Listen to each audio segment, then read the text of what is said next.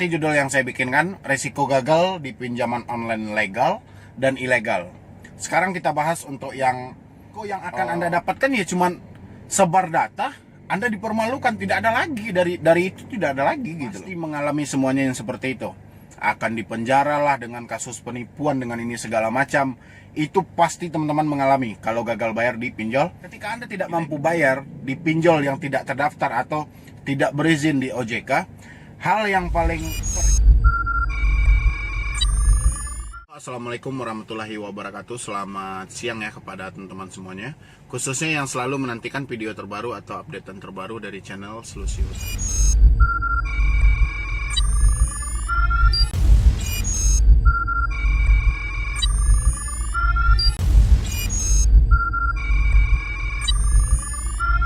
Untuk video kali ini masih banyak ya dari teman-teman yang bertanya ke saya, apa sih bang resikonya gagal bayar di pinjaman online ilegal dan pinjaman online legal? Karena masih banyak yang ragu, padahal sudah banyak yang membilang, mungkin yang memberikan solusinya atau yang memberikan kalau Anda gagal di pinjaman online ilegal seperti ini. Saya sendiri pun juga sudah sering sih membahas, tapi masih banyak dari teman-teman itu yang kayaknya masih kebingungan gitu loh. Misalnya gagal bayar di pinjol legal, ini resikonya apa sih? Gagal bayar di pinjol ilegal, resikonya apa sih sebenarnya gitu loh. Ini saya juga nggak tahu, entah malas melihat semua koleksi video saya atau kayak mana, saya juga nggak tahu ya. Tapi di sini karena masih banyak gitu loh, masih banyak, bahkan di komentar pun juga banyak, bang nggak usah berbelit-belit bang, sekarang jelasin aja kalau gagal bayar di pinjol legal itu resikonya apa sih? Kalau gagal bayar di pinjol ilegal itu resikonya apa sih? Jadi di sini saya bahas ya. Tapi sebelum saya lanjutkan untuk membahas video ini, silahkan bagi teman-teman yang belum support channel ini, silahkan di-support dulu. Semoga saya makin semangat dan channel ini makin berkembang lagi. Pastinya bisa memotivasi orang banyak ya. Oke, terima kasih ya untuk teman-teman yang sudah support channel ini. Dan pastinya selalu silahkan di-share juga ke teman-teman yang lainnya supaya tidak ada yang gagal paham lagi. Oke, jadi yang saya bikinkan resiko gagal di pinjaman online legal dan ilegal. Sekarang kita bahas untuk yang ilegal dulu ya, ilegal. Kalau di ilegal ini kita sebutin ancaman mereka yang paling ngeri itu, ancamannya kan pertama mau mendatangkan RT, RW untuk rumah kita untuk menjemput tagihan kita. Itu yang paling sering ya. Habis itu mau mempenjarakan kita. Ya. Setelah itu mengadu domba orang sekitar. Ya. Habis itu dia mengancam kita untuk akan menarik aset-aset yang ada di rumah. Kan itu ya yang paling sering teman-teman temukan di mungkin yang gagal bayar di pinjaman online ilegal. Pasti mengalami semuanya yang seperti itu. Akan dipenjara lah dengan kasus penipuan dengan ini segala macam. Itu pasti teman-teman mengalami kalau gagal bayar di pinjol. Padahal konsepnya sebetulnya Anda gagal bayar di pinjol ilegal, itu yang akan Anda dapatkan ya cuman sebar data, Anda dipermalukan, tidak ada lagi dari itu, tidak ada lagi gitu. Mungkin sudah berulang kali saya jelaskan di video itu, sudah saya jelaskan. Ketika Anda tidak mampu bayar di pinjol yang tidak terdaftar atau tidak berizin di OJK, hal yang paling kan adalah dipermalukan. Karena satu-satunya kekuatan dari pinjol itu adalah menyebarkan data Anda. Karena apa? Karena pertama dia tidak berani mengunjungi Anda, itu pasti. Yang kedua, dia akan mengancam Anda dengan polisi, padahal kenyataan dia sendiri hadir aja ke tengah publik ini dia tidak berani itu.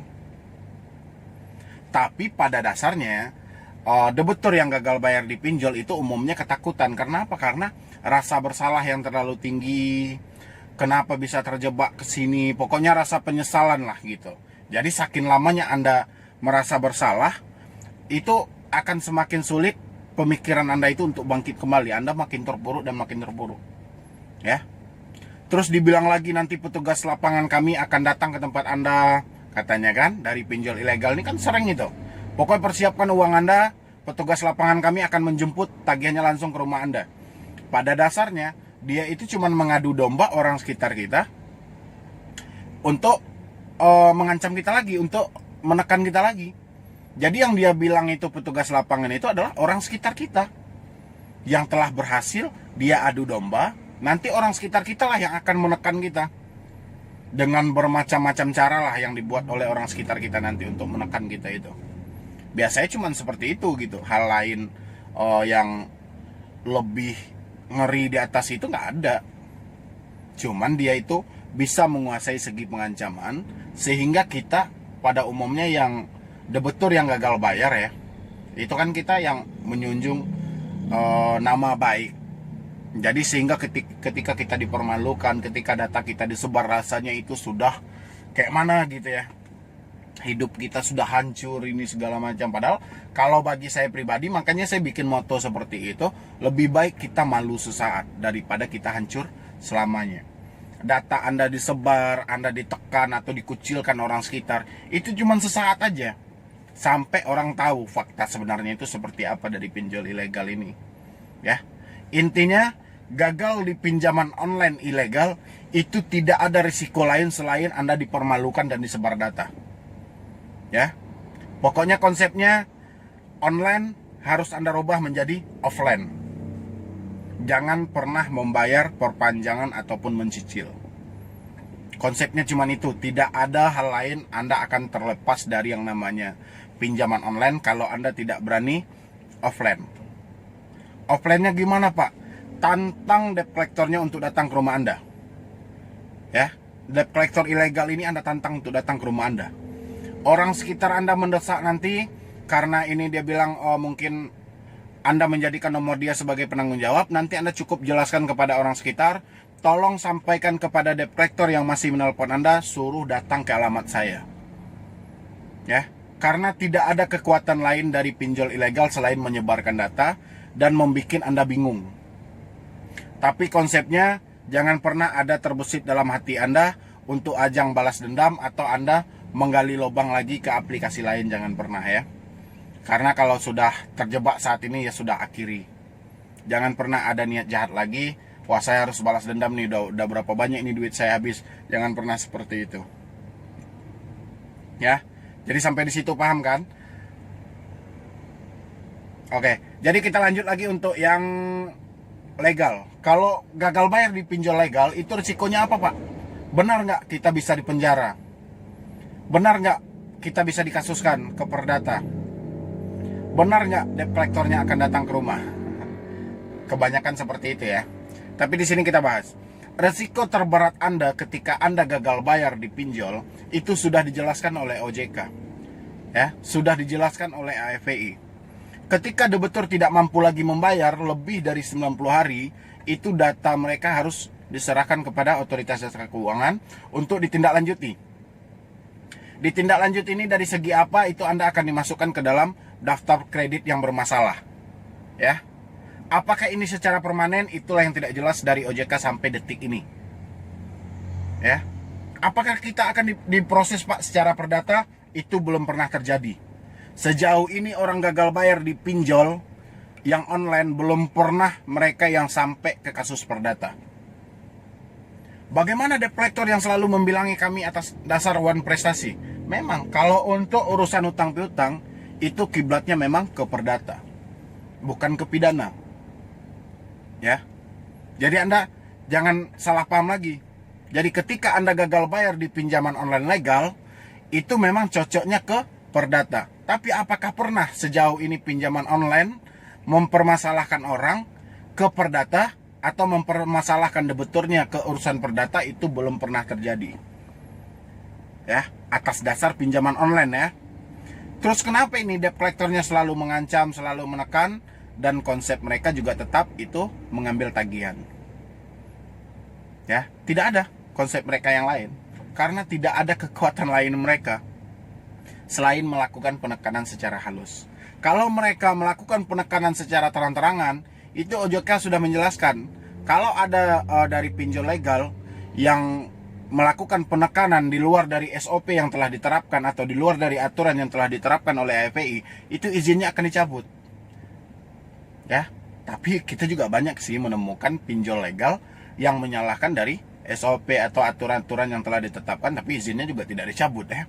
Tapi sejauh ini dari aturan tertulis dari OJK seperti itu. Ya. Dan Anda tidak akan diproses secara perdata, apalagi secara pidana. Kenapa? Karena Anda tidak memenuhi unsur untuk dipidanakan. karena Anda tidak melakukan penipuan. Kalau ada pun debt collector yang bilang kita melakukan penipuan, dasar penipuan kita dari mana? Identitas kita asli, semuanya, tidak ada yang kita palsukan. Alamat rumah asli. Ya. Debt collector masih mengunjungi kita, Pak. Nah, gimana ini cara mengatasinya? Ini paling banyak ya dari pinjol legal. Oke. Terutama bagi DC Home Credit. Itu paling banyak. Kredit Pintar, Aku Laku, pokoknya yang legal lainnya yang biasanya sering berkunjung. Ini cara menghadapinya. Pertama, ketika mereka datang, silakan Anda tanya dulu. Pertama mungkin ID card mereka yang jelas, habis itu sertifikat debt collector dia yang dikeluarkan oleh AFPI langsung, bukan surat kuasa menjemput tagihan yang dari perusahaan mereka ya, tapi harus ada sertifikat mereka dulu. Setelah itu Anda tanya ke hati Anda. Debt collector datang ke tempat Anda, tujuan mereka menjemput tagihan. Saat ini Anda ada uang atau tidak? Ya, kalau Anda tidak ada uang, Anda silahkan janjikan, tapi jangan dipastikan gitu loh. Ngerti nggak sama saya? Jadi misalnya Anda ada uang 1 minggu lagi, jangan Anda janjikan untuk 1 minggu lagi, tolong Anda janjikan untuk 2 minggu ke depan. Ya, karena apa? Karena kita takut terkadang janji 1 minggu terkadang terlewatkan, bisa sampai, makanya kita ambil yang lebih jauh. Apakah kita akan bayar semuanya, Pak? Di saat itulah Anda negosiasi dengan debt collectornya. Setelah negosiasi ini berhasil, Anda harus bayarkan ke kantor mereka, bukan melalui DC-nya, karena kita juga tidak percaya ini sama DC ini. Iya kalau dia bekerja di aplikasi itu, kalau enggak kayak mana gitu loh, uang Anda hanyut kemana? Ya, atau debt collectornya bisa menjamin langsung Anda akan lunas di aplikasi itu. Anda silakan bayar. Konsepnya tidak ada yang perlu Anda takutkan. Gimana bang nantinya kalau misalnya debt collector ini bertindak anarkis? Tidak bisa. Ya, karena itu rumah itu adalah tempat tinggal Anda. Dan Anda berhak membela diri Anda apabila debt collector bertindak anarkis atau melakukan penekanan sama Anda. Ya, Anda bisa laporkan dengan pasal 335 perbuatan tidak menyenangkan atau menyerang orang lain. Anda bisa gitu loh. Ya. Jadi konsepnya ketika Anda dikunjungi oleh debt collector, Anda nggak perlu takut meskipun situasi Anda tidak mempunyai uang. Yang penting tenangkan hati dan pikiran Anda dulu, silahkan Anda negosiasi sama mereka. Ya, negosiasinya apa Pak? Negosiasi pokok yang Anda terima. Kalau misalnya mereka tidak mau dan melakukan penekanan halus terhadap diri Anda jangan bayar lagi. Anda tantang mereka untuk melaksanakan dari penekanan mereka tadi. Contohnya, kalau seperti ini Bu, kalau seperti ini Pak, Anda bisa kami kasuskan, Anda bisa dipermasalahkan oleh perusahaan kami. Ah, ya udah. Sekarang karena Anda telah mengucapkan, Anda telah menyebutkan kalau saya tidak mampu bayar, saya akan dipermasalahkan oleh perusahaan Anda. Sekarang saya tunggu. Saya tidak akan bayar lagi, saya tunggu undangan dari pengadilan, kita bertemu secara sidang nanti di pengadilan. Boleh silahkan Anda berikan undangannya sama saya. Pokoknya intinya apapun tekanan dari debt collector, itu konsepnya mereka juga pengen tagihan, ya, tidak ada tujuan mereka lain, tapi karena sulitnya mengambil tagihan terhadap diri Anda, makanya dia melakukan tekanan dan tekanan secara halus. Padahal konsepnya itu tidak ada, ya, karena tidak masuk akal. Tidak masuk akalnya gini, utang cuma 2 juta, Anda mau diarahkan ke perdata, perdata berapa habisnya gitu loh, untuk mendaftar, sewa pengacara, belum lagi ini, belum lagi itu, bukan, kalau di logika kita nggak temakan gitu loh, ya. Jadi makanya saya bilangin, debt collector telah kehilangan akal caranya ngomong sama Anda, sehingga dia melakukanlah penekanan dan penekanan. Dan ditambah lagi debt collector ini pandai pula membuat drama.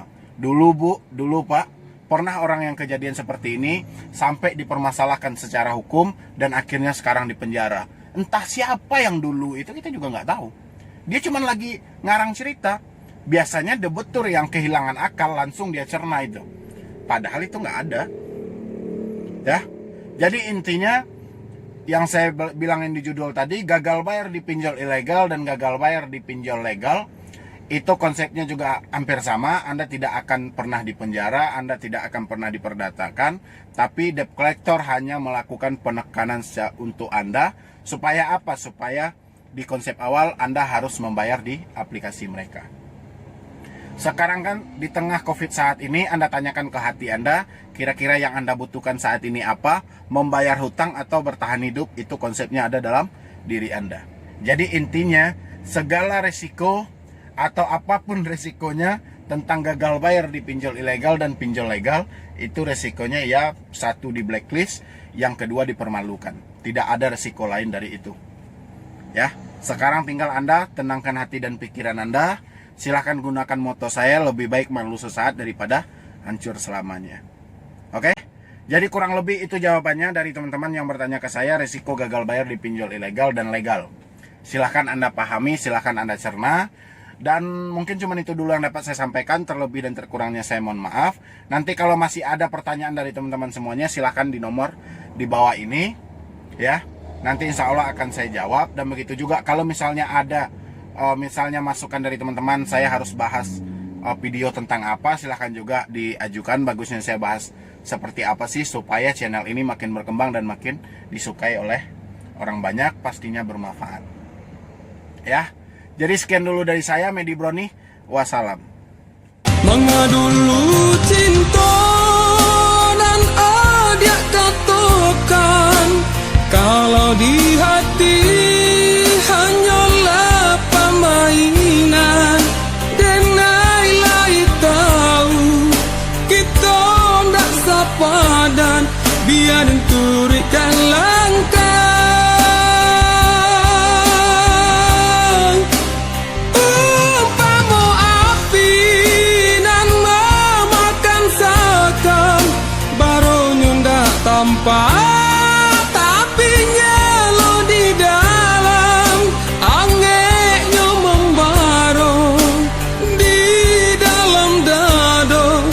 Cuba galak juga.